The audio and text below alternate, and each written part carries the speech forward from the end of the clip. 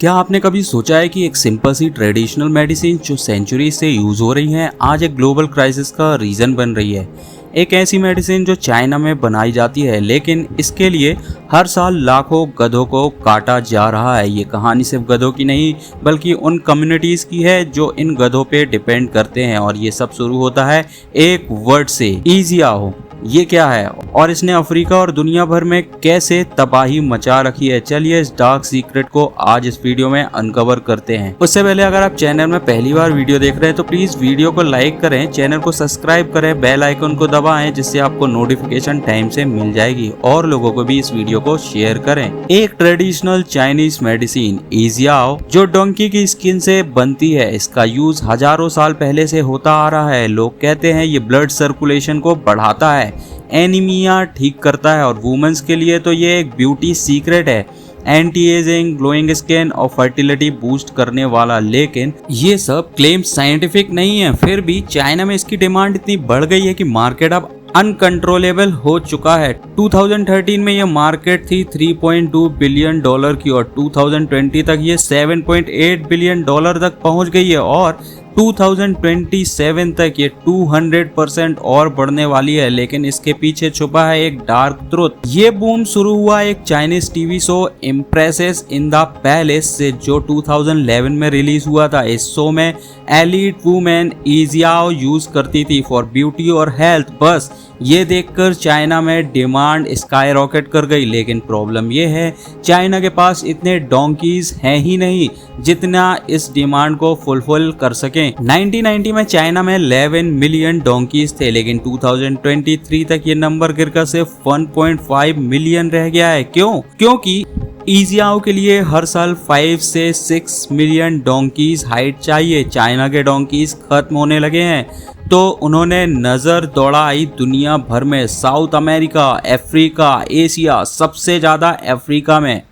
Africa जहां दुनिया के 53 मिलियन डोंकीज में से 2/3 रहते हैं, मतलब 2/3 रहते हैं ये डोंकीज वहाँ के रूरल कम्युनिटीज़ के लाइफलाइन है। ये लोग इन गधों के साथ क्रॉप्स ट्रांसपोर्ट करते हैं, पानी ले जाते हैं और अपने बच्चों को स्कूल भेज पाते हैं। लेकिन जब चाइना की नज़र इन गधों पे पड़ी तो एक नया क्राइसिस शुरू हो गया। डोंकी सेंचुरी एक यूके बेस्ड चैरिटी, एक रिपोर्ट के मुताबिक हर साल 5.9 मिलियन डोंकीज ग्लोबली स्लॉटर्स किए जा रहे हैं इजियाओ के लिए और इनमें से फिर 25% से 35% डोंकीज चोरीज किए जाते हैं। अफ्रीका के छोटे फार्मर्स जो अपने गधों पे डिपेंड करते हैं सुबह उठकर देखते हैं कि उनका डोंकीज ही गायब है या फिर उसकी स्किन उतारी हुई मिली थी।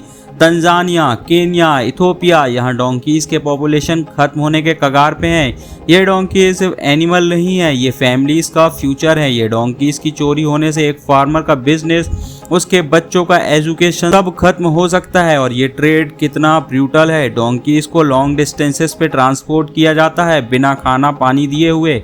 कई बार तो उनके लेग्स टूट जाते हैं या वो सदमे में मर जाते हैं। स्लॉटर हाउसेस में उन्हें ब्रूटली मारा जाता है, कभी कभी तो अलाइव स्किन्ड किया जाता है, मतलब कि जिंदा ही उनकी स्किन निकाल ली जाती है। सोचो एक एनिमल जो इंसान के साथ सेंचुरी से काम कर रहा है, आज उसकी वजह से मासूम लोग सफ़र कर रहे हैं और ये सब उनके एक अनप्रूवन मेडिसिन के लिए ही हो रहा है। ये ट्रेड सिर्फ डोंकीज को नहीं मार रहा है बल्कि कम्युनिटीज को भी डिस्ट्रॉय कर रहा है। जब एक डोंकी चोरी हो जाता है तो वो वुमेन्स और गर्ल्स को उसका काम करना पड़ता है, उन्हें भारी लोड्स उठाना पड़ता है, उनका टाइम वेस्ट होता है और बच्चे स्कूल छोड़ देते हैं क्योंकि घर का खर्चा चलाना पड़ता है। एक इरोनी ये है कि इजियाओ को मार्केट किया जाता है वुमेन्स के हेल्थ और ब्यूटी के लिए, लेकिन ये अफ्रीका वुमेन्स की ज़िंदगी को बर्बाद भी कर रहा है। एक तरफ चाइना में एफ्लुएंस वुमेन इजियाओ के लिए $783 पर किलो स्पेंड कर रही है और दूसरी तरफ अफ्रीका में गरीब फैमिलीज अपना सब कुछ खो रहे हैं।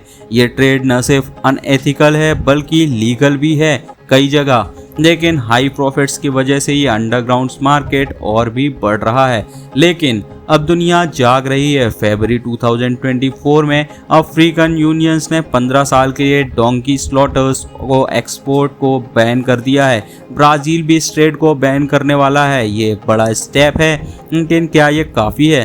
क्योंकि बैन्स के बावजूद इलीगल ट्रेड अभी भी चल रहा है। डोंकीज को चुपके से स्मगल किया जा रहा है और ये ट्रेड ऑर्गेनाइज क्राइम से भी जुड़ा है। डोंकीज सेंचुरी और दूसरे ऑर्गेनाइजेशंस इस ट्रेड के खिलाफ लड़ रहे हैं। वो गवर्नमेंट्स के साथ मिलकर बैन इन्फोर्स कर रहे हैं और सस्टेनेबल्स अल्टरनेटिव्स ढूंढ रहे हैं, ऐसे आर्टिफिशियली ग्रोन डोंकीज कोलिजन। लेकिन जब तक चाइना में डिमांड खत्म नहीं होती, ये क्राइसिस रुकने वाली नहीं है। ये सिर्फ डोंकीज की कहानी नहीं है, ये एक वार्निंग है। जब डिमांड और सप्लाई का बैलेंस बिगड़ता है तो न सिर्फ एनिमल्स बल्कि ह्यूमंस और एनवायरनमेंट भी सफ़र करते हैं। डोंकी पॉपुलेशंस इन ब्राज़ील 28% कम हो चुकी है, बोत्सवाना में 37% और किर्गिस्तान में 53%। अगर ये ट्रेड ऐसे ही चलता रहा तो डोंकीज एक्सटिंक्शंस के कगार पे आ सकते हैं। तो ये अब सवाल है, क्या हम एक ऐसी दुनिया चलाते हैं जहां एनिमल्स और कम्युनिटीज दोनों सेफ हो, या हम एक अनप्रूवन मेडिसिन के लिए सबको सेक्रीफाइस कर देते हैं? क्या आप सोचते हैं? कमेंट में बताइए और इस वीडियो को शेयर करें ताकि ज़्यादा से ज़्यादा लोग इस क्राइसिस के बारे में जान सकें। टुगेदर हम इस ट्रेड को रोक सकें। ये एक ग्लोबल क्राइसिस और इसका सॉल्यूशन हम सबके हाथ में है। स्टे अवेयर, स्टे एक्टिव और छोड़िए नहीं, क्योंकि हर डंकी की ज़िंदगी मैटर करती है। तो प्लीज़ वीडियो को शेयर ज़रूर करें। मिलते हैं एक नए वीडियो में, आज के लिए इतना ही। धन्यवाद। जय हिंद।